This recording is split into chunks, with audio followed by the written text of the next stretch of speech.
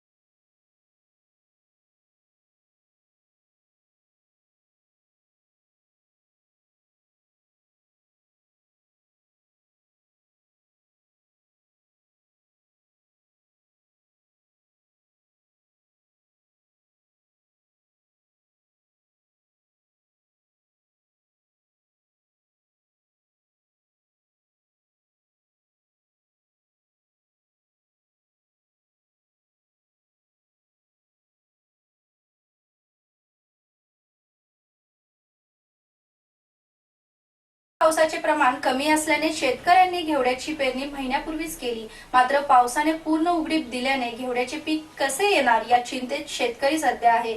त्यामुळे घेवड्याला पीक विम्याचे संरक्षण मिळावे अशी मागणी सध्या शेतकऱ्यांमधून येत आहे। यावर्षी तालुक्यात पावसाचे प्रमाण घटल्याने बागायती पिके घेण्यापेक्षा घेवडा व कडधान्ये शेतकऱ्यांनी घेतली आहेत। या संदर्भात शेतकऱ्यांमधून इतर पिकांप्रमाणे घेवड्याचे संरक्षण मिळावे अशी मागणी सध्या येऊ लागली आहे। सर्व शेतकरी विम्याची रक्कम भरायला तयार आहेत, कारण सध्या पावसाने पूर्ण उघडीप दिली आहे। आज पाऊस झाला नाही किंवा अति झाला तरी पिकाचे नुकसान होणार असते। अगोदरच तालुक्यातील शेतकरी कर्जबाजारी व पाऊस नसल्याने हवालदिल झाला आहे। किमान विम्याचे संरक्षण मिळाल्यास भांडवली खर्च तरी पदरात पडेल अशी मागणी सध्या शेतकऱ्यांमधून येत आहे। जिल्हा परिषदेचे माजी उपाध्यक्ष रवी साळुंखे यांच्यावर खोटी कागदपत्रे देऊन भूखंड लाटल्याबद्दल व शासनाची फसवणूक केल्याबद्दल प्रादेशिक अधिकाऱ्यांचे पोलिसांना लेखी पत्र दिल्याची माहिती समोर आली आहे। पत्रकात म्हटले आहे की गोडवली ग्रामस्थांच्या प्रयत्नातून जिल्हा परिषदेचे माजी उपाध्यक्ष प्रदीप उर्फ रवी साळुंखे यांनी बनावट कागदपत्रे देऊन शासनाची फसवणूक करून KAP 34 हा MIDC मधील भूखंड लाटून त्यावर व्यावसायिक बांधकाम सुरू केले होते। अनेकांनी या विषयाचे वृत्त प्रसिद्ध केल्यामुळे या वृत्ताची शासनाने गांभीर्याने दखल घेऊन 2 ऑगस्ट 2017 रोजी MIDC प्रादेशिक अधिकारी कोल्हापूर यांनी या भूखंडाचा रीतसर पंचनामा करून PMP 34 भूखंड प्रदीप उर्फ रवी साळुंखे यांच्या नावे असलेला रद्द केला आहे। या प्रकरणी प्रादेशिक अधिकारी कोल्हापूर यांनी जिल्हा परिषदेचे माजी उपाध्यक्ष प्रदीप उर्फ रवी साळुंखे यांच्यावर कायदेशीर कारवाई करण्यासाठी 7 ऑगस्ट 2017 रोजी पोलीस निरीक्षक सातारा शहर पोलीस स्टेशन यांना लेखी पत्र दिले आहे। या प्रकरणाची पुढील कायदेशीर कारवाई ही सुरू आहे, अशी माहिती विशाल शेडगे यांनी पत्रकाद्वारे दिली आहे। यंदा स्वदेशी वस्तूलाच मागणी असल्याने दुकानदारांनी देखील चायना माल विक्रीस ठेवला नाही। त्यामुळे यंदा गौरी गणपती सजावट ही मेड इन इंडियाच्या वस्तूने होणार असल्याचे चित्र बाजारात आहे। येत्या 2 आठवड्यांमध्ये गौरी गणपतीचे आगमन होणार आहे। त्यामुळे सध्या बाजारपेठेत सजावटीची दुकाने सजू लागली आहेत।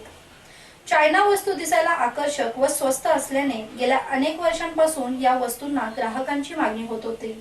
त्यामुळे गणपती असो किंवा दिवाळी या वस्तूला मागणी वाढतच होती।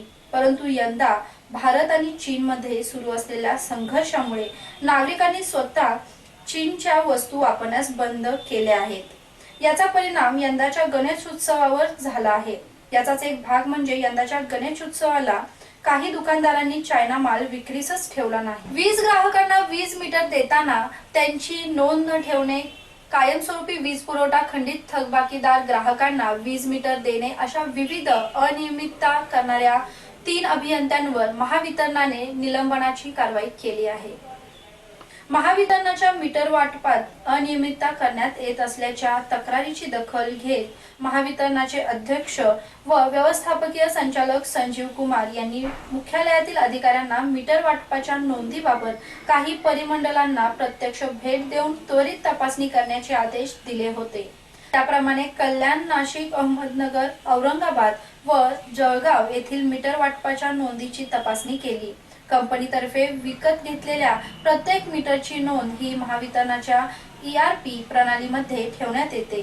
तपासणी करण्यात आलेल्या कल्याण परिमंडळातील खालापूर उपविभाग व शाखा कार्यालयात कार्यरत उपकार्यकारी अभियंता व सहाय्यक अभियंता यांनी महावितरणाच्या ERP प्रणालीत नोंद न घेता ग्राहकांना वीज मीटर दिले होते। त्यामुळे त्यांच्यावर दोषी असल्यामुळे निलंबनाची कारवाई करण्यात आली। सलग सुट्ट्यांमुळे महाबळेश्वर व पाचगणी पर्यटकांनी बहरले होते। श्रावणातील सरींबरोबर झोमणारा वारा आणि हिरवागार निसर्ग याचा आनंद घेताना पर्यटक दिसत होते। बुरणारा पाऊस, वारा, त्याचबरोबर डोंगर पर्वतांवर हिरवा गालिचा पसरलेला असून सर्वत्र विविध रंगांची फुले बहरली आहेत। नवविवाहित दाम्पत्य, तरुण तरुणी, निसर्गप्रेमी सध्या महाबळेश्वर व पाचगणीला भेट देताना दिसत आहेत। येथील धबधबे ओसांडून वाहत असून व छायाचित्र काढण्यासाठी पर्यटकांची गर्दी होत आहे। त्यातच सलग सुट्ट्यांमुळे महाबळेश्वर व पाचगणीमध्ये हजारो पर्यटक हजेरी लावत आहेत। दरम्यान पावसाळी हंगामातील पॉइंटवर वाहतुकीची कोंडी ही नित्याचीच आहे। तसेच पॉइंट परिसर महाबळेश्वर पाचगणी रस्त्याच्या दुरवस्थेमुळे वाहन चालकांना तारेवरची कसरत करावी लागत आहे। सुकाणू समितीने 1.5 मिनिटे महामार्ग रोखला। वाडेफाटा येथे सकाळी 11:17 आंदोलन सुरू झाले होते। धनंजय महामुलकर, शंकर शिंदे, अर्जुन साळुंखे, रमेश पिसाळ, विकास जाधव, राजू शेळके, अलीभाई इनामदार, असलम तडसरकर, अली फरास, ज्ञानेश्वर कदम यांच्यासह कार्यकर्त्यांना पोलिसांनी पिंजऱ्यात बसवले।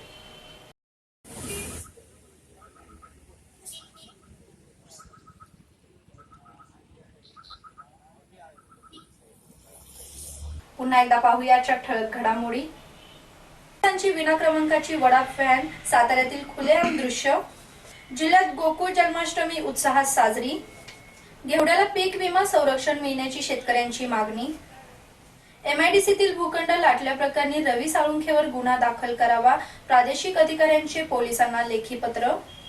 चायना वस्तूकडे नागरिकांची पाठ, दुकानदारांचेही स्वदेशी मालाकडे कल.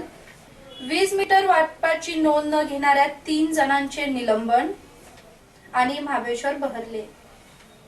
हे होते आजचे लोकवृत्त. उद्या पुन्हा भेटूया पुढील बातमीपत्रासह. तोपर्यंत नमस्कार.